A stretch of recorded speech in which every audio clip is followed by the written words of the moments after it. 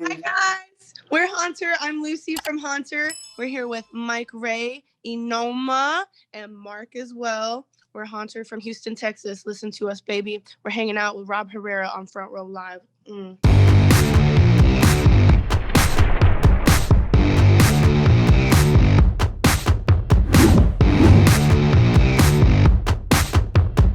This is like brand new band. 2020 was the debut of this project, and you guys were kind of teasing for quite some time about the project before you guys finally dropped your first single.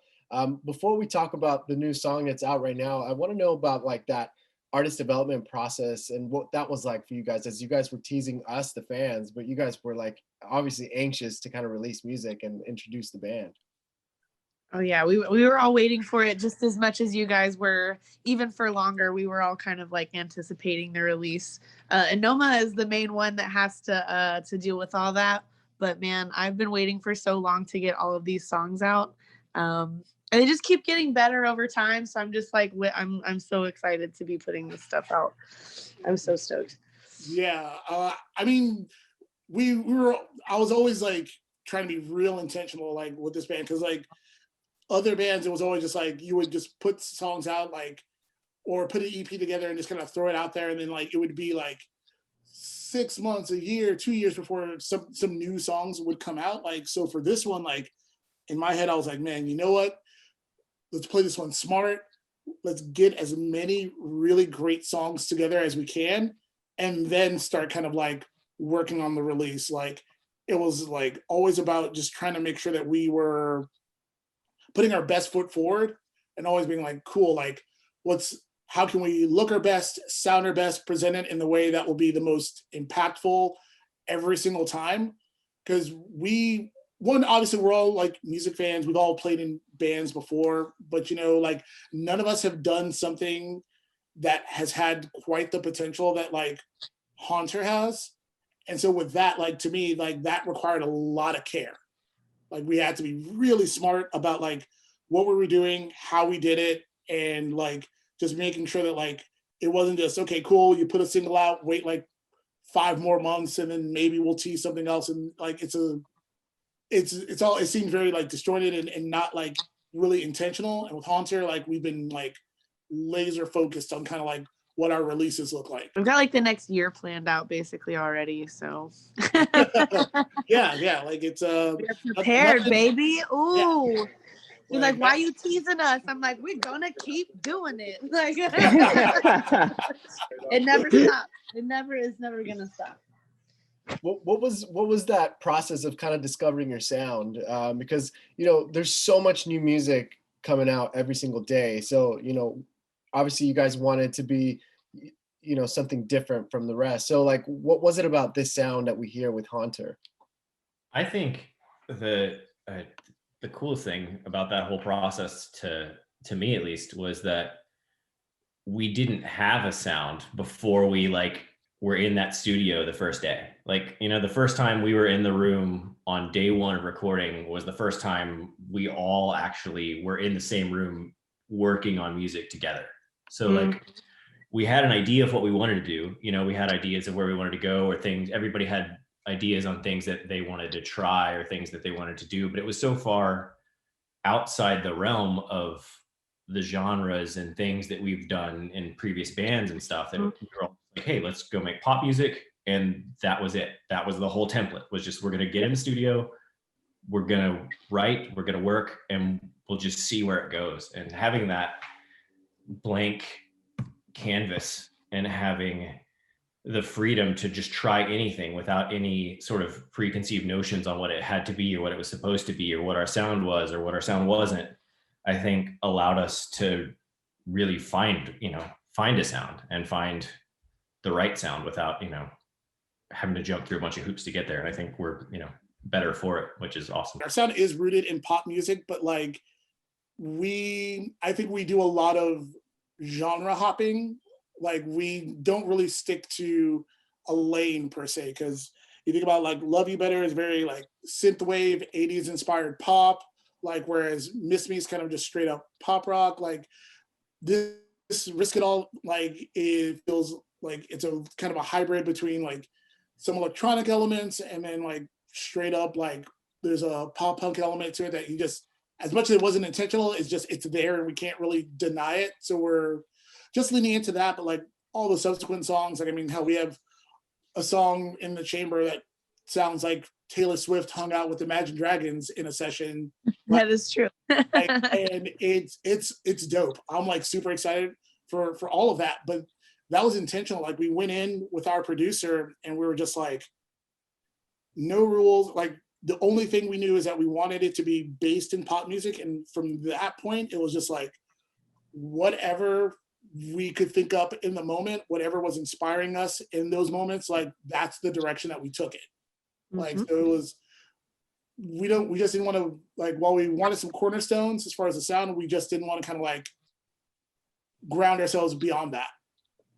Basically, we just do whatever we want. It sounds dope. So, I mean, like how it works. Like, we should just let her answer all of our questions. Like yeah, that's it. We went in there. Honestly, we didn't have any, like, we had ideas. We had certain bands that we were like, I like that this band kind of does this with the lyrics, or this with the melodies, this with the pattern and the cadence of how it kind of lays out throughout the song. So we had like references of what we wanted to do, but we kind of were just like, let's wait until we get there and just see what happens naturally. Came up with some chord progressions, and we saved some, or mostly Anoma saved some splice like sound effects and, you know, different basically different effects and little blurbs and blips and sounds and things from this site. We saved those, had a folder of those guys, and we're like, this is kind of what we're thinking for tone, this is what we're thinking for what we would like to write about. And then Tyler would just like put it in this like magic cauldron and stirred it up, because we call him the chef. And then it just came out like really, really dope. Like everything that we've been doing just keeps getting better and better over time. And I already am like ready to go back and record again. So when we going back. we got to see what the calendar looks like. But I mean, the chances are looking good for 2021. Like we're going to go back. Like it's an addiction, man. Like music is so intoxicating. And we have such a good relationship with our producer. Like, he's not just a producer, but like he's our collaborator. He's a co-writer with us. Like he really is, for all intents and purposes, like the fifth member of this band. Absolutely. Oh yeah. So like I gotta give him like massive credit. Tyler Smyth, like AKA the chef, AKA Myth. Like he's a mad scientist, man. The dude is stupid talented, like, and one of the nicest people you will ever come across in this life or the next. Like Tyler is straight up that dude, like best guy on the planet, without a doubt. I feel like Tyler Smyth is like the perfect producer for this kind of project, especially for all the ideas that you guys had in mind, just because of, you know, his background with his bands and his backgrounds with his other collaborations. But like, what was it about Tyler Smyth that made you guys want to collaborate with him from the beginning of this project, and you guys are still working with him now consistently? Well, Enoma is the one that knew him first. Sorry to like interrupt you. The only thing that I was going to say is we had a call with Tyler like before we ever went, and I'm really big on just like people's energies. And I just remember talking to him on the phone a couple of times, and his energy is just like infectious with how he talks about how passionate he is about music and what he wants to do, and asking our goals. And he's like, we can get there. We're going to do it. Like, it's not a question. He's just very like goal oriented. And he is one of these people that when he sets his mind to something, he just does it. He just goes for it. There's no excuses. There's no like nothing. There's no time wasted to do anything. He's just like, oh, you want that? Bet. Let's go. And I like that. And he's never stopped being that way. It wasn't just like, you know, sometimes you work with people and they'll be like, dude, yes, let's go. Super excited. And then that like wears off over time. Tyler is just like, here, bro, all the time. That dude, I don't know what he drinks for like coffee in the morning, but I feel like he just like chugs like jet fuel, like when he wakes up, and he's just like, go all day long. And he has never lost that energy, that passion, that interest. It's always there every time we go there. that's why me personally, why I wanted to go with him, because of his energy. It's great. It's addictive. It makes me want to go back and spend more time with him. He's super sweet, super thoughtful. He's like a mad scientist, like Unoma is saying. He really is. Everything he does, the dude cannot make bad songs. He can't make bad songs. He does nothing wrong. Yeah. It's official when there's a clap. Oh yeah, that's it. like I've even texted him. I've even texted him sometimes, like when he sent me the mix of Risk It All, and I heard it and I was like, bro, straight up, you don't miss. He doesn't. He really doesn't. He crushes it all the time. I feel like that was one of the, I've been in so many bands and there's always like so many rounds of mixes that you need, and he sent that song and I was just like, yeah, that's it. That's the one. Like it's just so refreshing. He's like, this is a rough track. And you hear it and it's like, this sounds like it needs to be on like the radio right now, bro. He's like, yeah, I mean, it's all right. We still got to do. And I'm like, dude, it sounds sick. Like, I'll take it right now. Well, in saying that, tell me more about Risk It All, which is the new single. And, what was, I feel like it's such a process to kind of do your debut single, but it's also a process to release every single after, just because you obviously want to make it better, but you also want to still hone that same kind of sound. What was it about Risk It All that you felt like this is the appropriate next single?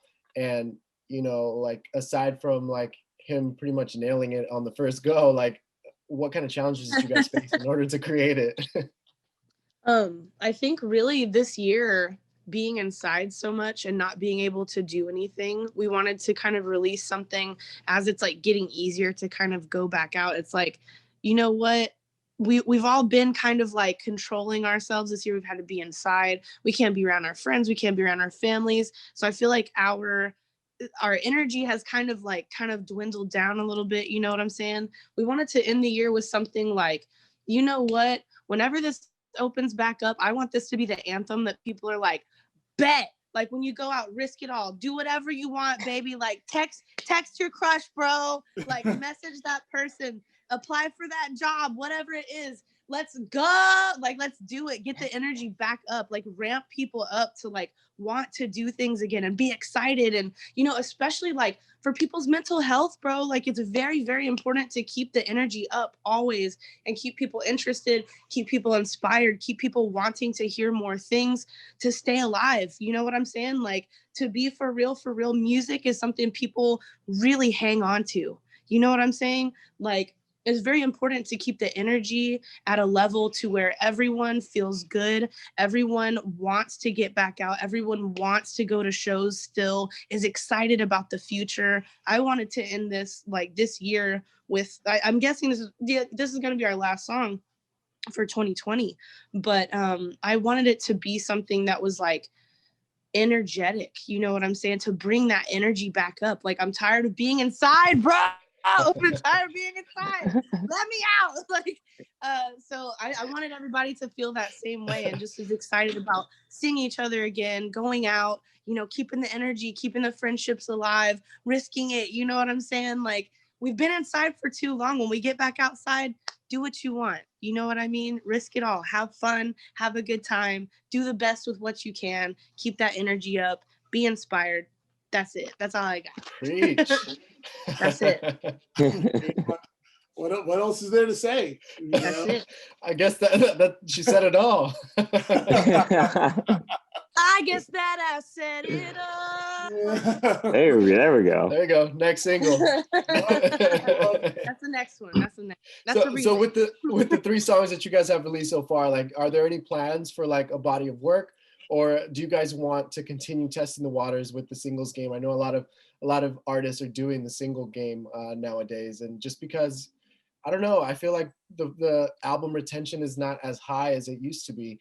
But like, what is the plan for you guys as far as like a full body? So I mean, we all like love albums and we love them for different reasons. But I just think that like with the way people listen to music and the way they consume it, like it's changed a lot. Like I'll like if I really love like a band, like I'll listen to their albums. But if I'm just kind of discovering somebody, like the single works. Like it's kind of like it's always like the tasting sample. Like it's always that little thing that'll kind of like open the floodgates. Like what I've seen a lot of artists do, especially like independent artists like ourselves, is they will release singles and at some point release like an official playlist, like on the streaming services, and that kind of serves as like a collective body of work. Like the concept of an album, like to me, feels a little antiquated because I don't think it rewards the way people listen to music like currently, which is very like, hey, you have to have something popping like constantly. Like whereas albums, while they are these incredible pieces of art and they exist, the shelf life is short and the turnaround time to build one is way too long. Like you, as an independent artist, you can't wait 2 years to put out a singular body of work. That's not to say that we won't do something in the future, like when it makes a little more sense for us. Like, I don't want to completely close off on the idea, but right now for us, it really is just about like building that fan base, putting out as many songs as frequently as possible to continually try to like engage with listeners. Like, but yeah, so album maybe at some point, but right now we're still teasing everybody. I think the most important thing is just to constantly have new things for people to hear, you know? And that's one of the reasons, we started this project in, I believe, late 2017 was our first time in the studio. And our first song didn't come out until 2020, you know? So like, and we did that on purpose. So we could have gone, like we went to record 3 different times before we even dropped, that first song, because we wanted to have a backlog of things like in the queue that are in various states of completion, so that we're never waiting, we're never like, here's this stuff, and then everyone's like, that's great, but like, when do you have something new for us? Like we always, like, we want to make sure that even as of right now, we've got, like songs for the next year and a half or more that we could release every couple months without even going back and doing anything new, and we're still going to go back and do more new stuff. So sure, I mean, like I'm a huge fan, of albums and like as a standalone like piece of things, but the main focus is just to make sure that we always have something new. And it's not like, here's an album and then we're on that album cycle for 2 years and you're stuck without anything new. That's just, it's hard to, unless you're just dropping everything, touring for 2 years straight. Right. It's hard to really follow that model anymore. It's true. Yeah. And now you just tease me even more. Now that you mentioned all that, all the extra music that you guys are sitting on. There's so much. There's a lot, man. Like I'll send you a link to something like afterwards. But yeah, we've got a lot in the chamber, and it was all done by design. Like this, like nothing with this band really has happened by accident. Like we've been really focused, like as far as like what our game plan is and like what we think will make sense. Now, I think it's kind of, I would say the only real silver lining for us, because this year, let's face it, has been garbage. Everyone's had a hard time, but like I think like one of the few saving graces is that as artists, like we have that opportunity to really just only focus on like putting out the songs that we've written. Like I don't think we could have come out despite as terrible as this time has been for a lot of people, and that's not lost on me. I think it's also worked for us because there's not any touring that needs to happen, and it really is just kind of like we can focus on engaging our fan base and engaging the people, and like really being very singularly focused on just putting out the best songs that we can and things that are going to get people really, really excited. And we've been really fortunate to have people really like what we're doing. Like we're not a massive band by any means, but the people who have connected with us like seem to really like what we're doing. And that's been super rewarding and super cool to see, and that wouldn't have necessarily been possible. Like had we not created the opportunities that we have kind of within the way the world is working right now. Yeah. Well, that's awesome, guys. And like, again, I'm glad that, you know, we got to do this. I'm glad that you guys are like so focused and, you know, creating music the way that you guys did, just because it's like, no matter what happens, I feel you guys are ready to still be able to release and still be able to like move forward with the band. So that being said, I can't wait to see what a live show looks like whenever that's possible. But yeah, thank you guys for taking the time. No, seriously, Rob, thank you so much. Thank you for having us. Having us. This was a blast, man. Thank you so much for your time.